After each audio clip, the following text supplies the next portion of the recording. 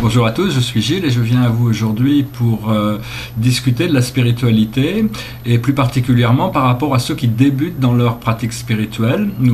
Parce que nous arrivons à une époque à un cycle dans l'évolution de l'humanité, dans l'évolution de notre système solaire, de notre galaxie, où nous finissons un cycle pour en redémarrer un nouveau. Et donc tous les systèmes de croyances que nous avons pu avoir, qui ne sont plus en alignement avec cette nouvelle vérité, sont en train de se dissoudre et donc tout le monde, d'une manière ou d'une autre, doit remettre en question régulièrement ces systèmes de croyances pour arriver à naviguer avec les nouvelles énergies qui sont présentes actuellement. Et donc, si vous êtes, quand on commence, au début, ce qu'il faut, c'est se laisser guider, quoi. S'il y a des livres qui vous attirent, qui correspondent à quelque chose qui peut vous ouvrir l'esprit, suivez ça, suivez votre propre intuition, votre propre cœur. Nous avons tous des parties invisibles qui sont là aussi pour nous aider, mais ça au début, quand on n'est pas toujours confiant par rapport à cette connexion. Essentiellement, ce qu'on va découvrir avec notre recherche dans le monde spirituel, c'est que nous faisons déjà partie du monde spirituel. La matière et l'esprit ne sont pas séparés, à part dans l'esprit de ceux qui vivent dans la matière. Donc ces choses, c'est arriver à reconnecter avec ces parties invisibles, parce que l'esprit, c'est vraiment la lumière nous guide entre le plan matériel et les plans spirituels. Donc c'est vraiment continuer à invoquer cette lumière, la lumière de l'âme. Je vais faire une petite vidéo là-dessus. Il y a 3 clés très importantes pour arriver à avancer dans la spiritualité, et ça c'est la même chose pour tout le monde. La première clé, c'est la sincérité. Vous devez être sincère avec vous-même, avec les autres. C'est pas la peine de vous mentir ou de mentir aux autres, ça ne sert jamais à rien. Des fois, il faut pas dire, il y a des choses qui ne sont pas à dire, mais c'est pas pour ça qu'il faut mentir à propos de ces choses. La deuxième chose, c'est plus de sincérité, être encore plus sincère. Et la troisième clé, c'est encore plus de sincérité. Quand nous sommes arrivés à la pureté du cœur, au plus nous sommes purs, au plus il est facile de se rapprocher de la source, de connecter avec toutes ces parties de nous-mêmes. Mon procédé spirituel, j'étais ouvert à la réalisation du monde spirituel grâce à un document qui m'a appris de nombreuses choses, que je continue à pratiquer ces enseignements, de nombreux autres livres, et maintenant, je reçois ma guidance directement, donc j'ai beaucoup moins besoin d'enseignements extérieurs, de livres ou de guides extérieurs, mis à part ceux qui font partie de mon collectif énergétique. Et donc pour moi, la spiritualité, je l'ai plus ou moins pratiquée grâce à la réalisation, la pratique de 3 œuvres qui sont la pratique de la compassion, comme j'en ai déjà parlé, c'est-à-dire arriver à développer l'amour, arriver à pouvoir aider les autres sans avoir besoin de chercher quelque chose en retour. La pratique de la méditation qui permet de vider son esprit, de regagner un peu de lucidité à l'intérieur de soi, de paix, et cette lumière grandit aussi. Et puis pratiquer le courage, essayer de faire de mon mieux pour changer mes mauvaises habitudes, diminuer mes faiblesses, augmenter mes forces, et grâce à ça découvrir des nouveaux aspects de pouvoir personnel, de volonté.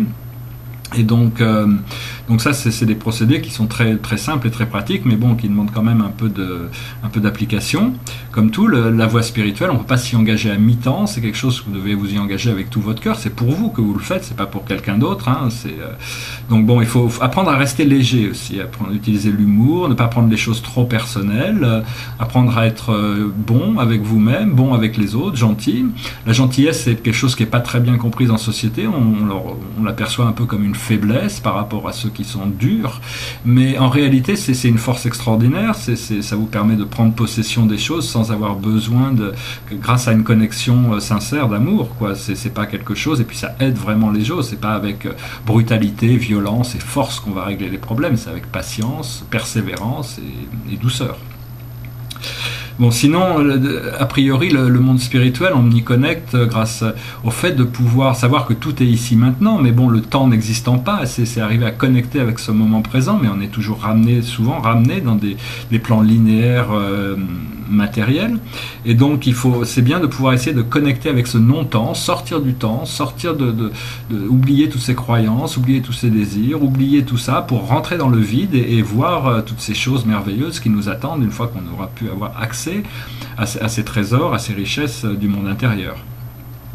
Un autre aspect qui est assez important dans le monde, dans la découverte de la spiritualité, c'est trouver des voies créatives, des choses qui sont créatives pour pouvoir vous exprimer. Alors bon, il y en a plein, hein, ça peut être beaucoup de choses, mais quand vous mettez en engagement votre créativité, vous engagez votre âme, parce que l'ego n'a pas de pouvoir créatif, et donc toute la créativité que l'on a, on le doit à notre âme.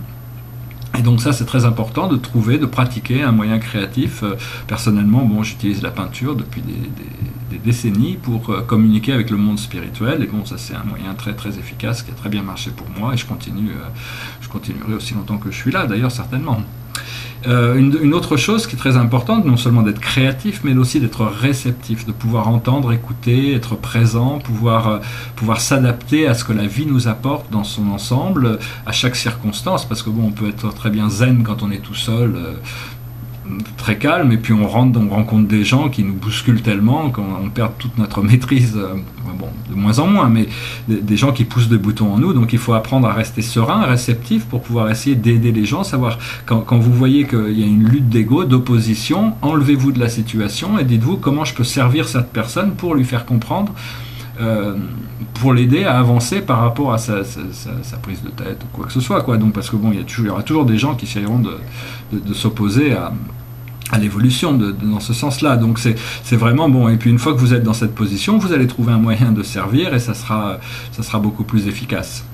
Une autre chose, finalement, ce que je voulais, pour finir, je voulais dire que bon, il y a bien sûr tous les anges, les archanges, les maîtres ascensionnés, les esprits, vos guides, votre âme, votre famille d'âme, toutes ces énergies, ces personnes sont là dans l'invisible pour vous aider.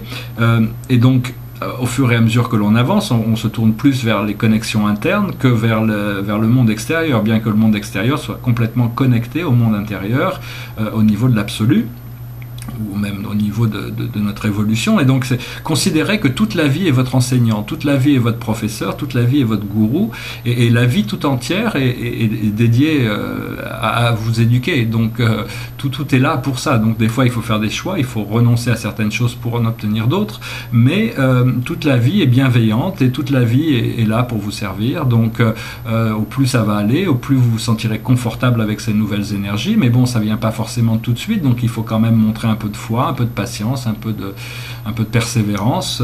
Enfin, j'espère que vous trouverez des moyens qui vous permettront de connecter avec vous-même, afin de partager plus cet amour de la vie, cet amour qui est partout présent, qui